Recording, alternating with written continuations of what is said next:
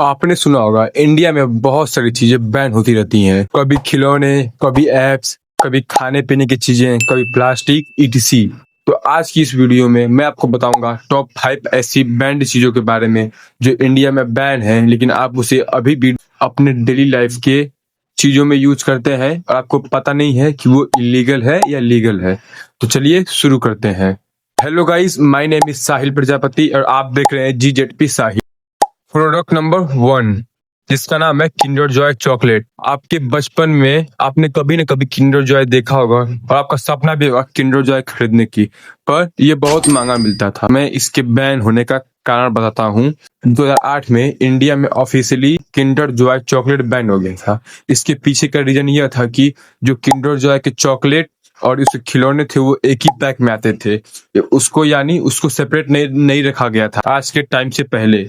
तो होता ये था कि उस समय जो छोटे छोटे बच्चे थे उन्हें पता नहीं था कि कौन सा चॉकलेट है, कौन सा खिलौना है। तो इसलिए वो कभी कभी जो खिलौने के पार्ट्स होते थे उन्हें भी वो खा लिया करते थे, जिससे उन्हें चोट लगने की संभावना और माउथ ब्लीडिंग की समस्याएं आने लगी, जिसके कारण 2008 में इंडिया ने इसे बैन कर दिया। और जो इसकी मदर कंपनी है फेरेरो, उसने 2008 के बाद किंडर जॉय में कुछ चेंजेस किए जो आप अभी इस समय देख सकते हैं।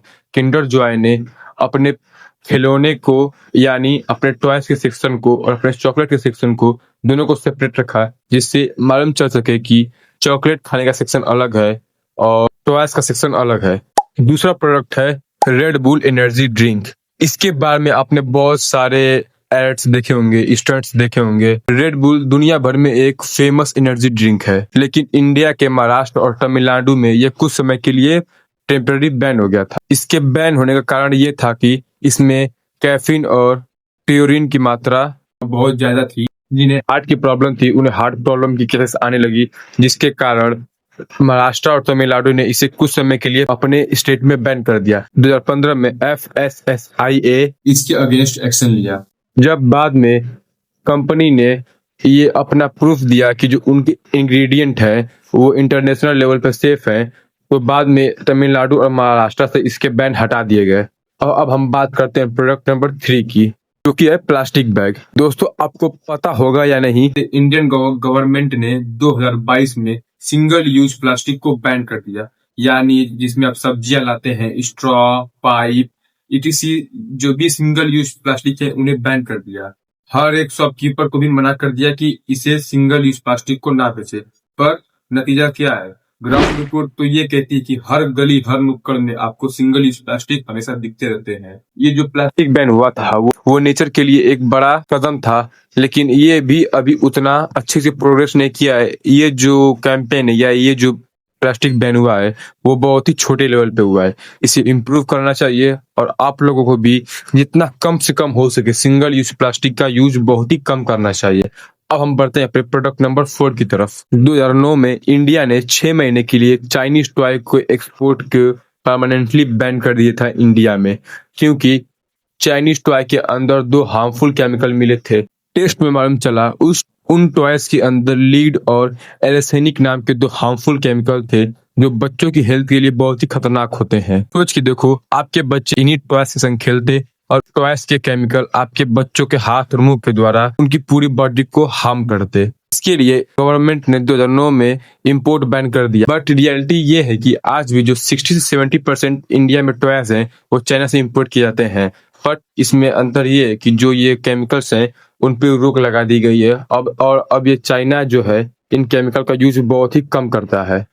अब हम अपने बढ़ते हैं लास्ट एंड फाइनल प्रोडक्ट, जिसका नाम है ई सिगरेट या वेप। ई सिगरेट और ये जो वेप है वो आजकल के जेन जी जनरेशन के लिए बहुत कूल बनने का जरिया बन गया है।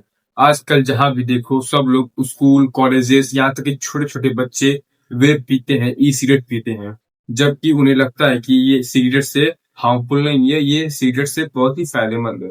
बट रियलिटी ये है कि ये सिगरेट से बहुत ही ज्यादा खतरनाक है और बहुत ही ज्यादा हार्म करती है हमारे लंग्स को।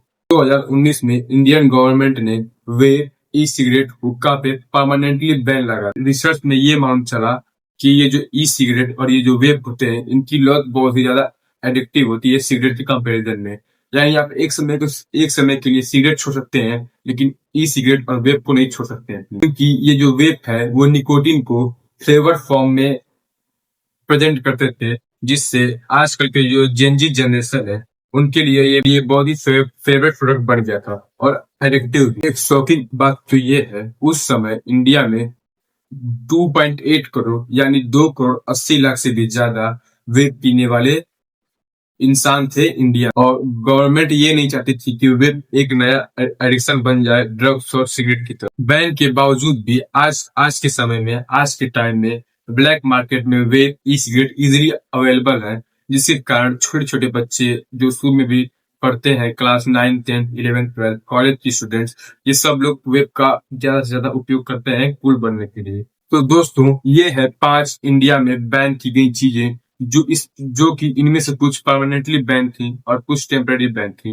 अगर ये वीडियो आपको थोड़ी भी इंफॉर्मेटिव लगती है तो प्लीज इस चैनल को सब्सक्राइब कर ले और अपने दोस्तों को शेयर कर दे, ताकि उन्हें भी मालूम चले कि वो कौन कौन सी बैन और कौन कौन सी अनबैन चीजों का उपयोग करते हैं इंडिया में।